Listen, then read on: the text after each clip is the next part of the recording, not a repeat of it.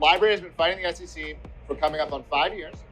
We have mutually filed for summary judgment in the federal court in New Hampshire, and the judge said he was going to rule by 3 days ago. And he has to rule by October 3rd or the trial starts, okay?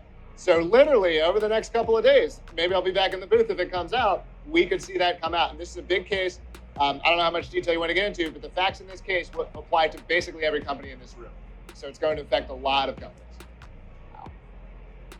Yeah. So it's a big deal. And, the SEC is very much demonstrated that they are out to damage or destroy the cryptocurrency industry in the United States. We have said it time and again on this channel, the lack of regulatory clarity in the U.S. is problematic for all market participants in the digital asset industry. Simultaneously, the Ripple lawsuit may have a significant impact on the future regulation of not only cryptocurrencies, but also blockchain and fintech applications, which operate using similar technologies.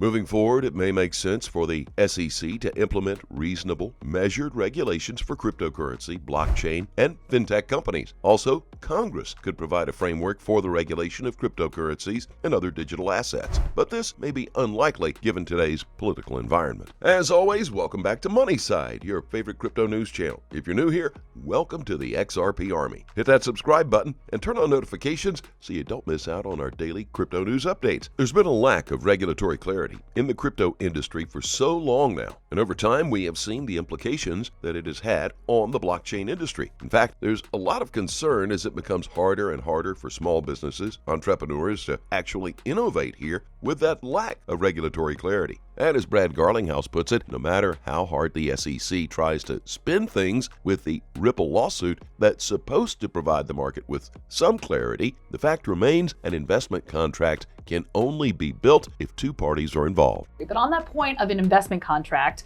the SEC has made the case in its motion that that there can be an investment contract without a contract, any rights granted to the purchaser and without any obligations to the issuer. What do you say to that?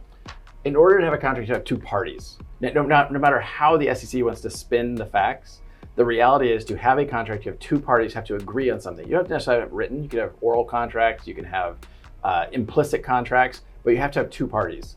The reality is there are not two parties. Ripple doesn't know who bought the XRP. The people who bought the XRP don't necessarily know Ripple. You have to remember that 99.9% of XRP trading has nothing to do with Ripple, the company. So when you talk about, okay, XRP is a security, I go back to something I said years ago when this started, a security of what company, of what, like who is the owner? So I think it's very clear there is no investment contract. If you get past the investment contract, which I think is hard, across the Howey test, you also don't have, you have to meet all three prongs. And in the case of the XRP case, you can't meet all three prongs for sure. And so we think that the judge will see that the law is very clear. We think the facts are very clear. And we think this is just a gross overreach of the SEC trying to wrest control of that uncertainty that has existed. And really the unfortunate thing is the SEC and really the US government hasn't taken this step to provide that clarity that a lot of other countries around the world have.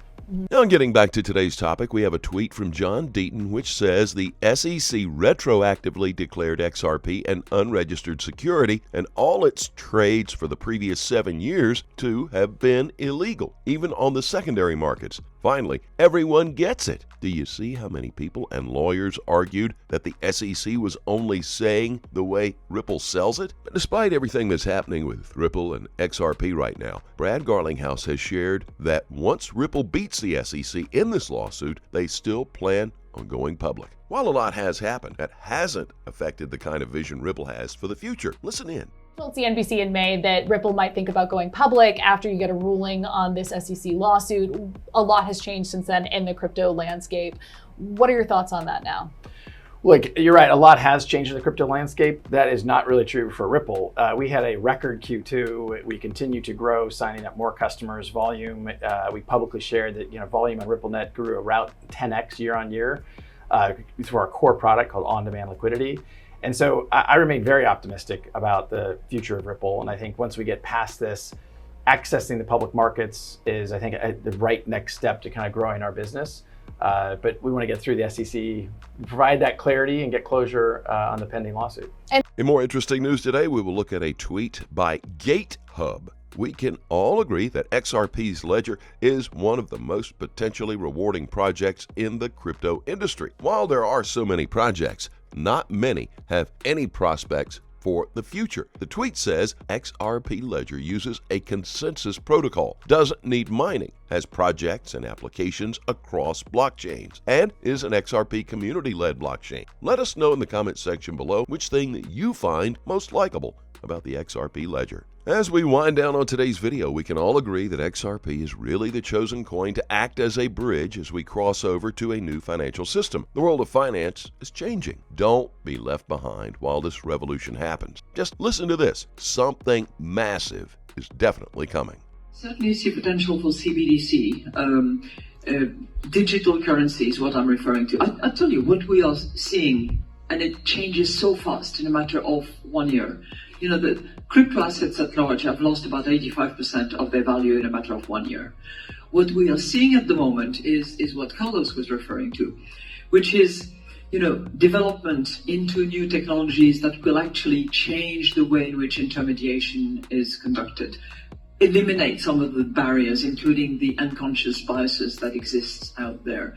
And you know, I think in the banking system at large, in many countries, the difference will not be between those who are disrupted and those who survive, but it will be between those who are cannibalized because they are not seeing it coming and they're not embracing it, and those who self-induce that cannibalization. And I'm using cannibalization on purpose because it's a bit of a striking, horrible word, but it's really what it means. It's you're going to disrupt your business model, you're going to change it, you're going to reduce your costs, you're going to expedite your transactions, and you're going to continue to inspire confidence because you will build that on the basis of an existing backbone, which is your bank and the confidence relationship that you've established with your customers. So that's where I see changes happening now. If you think of Circle and Ripples and all those, that's where they are active and helpful.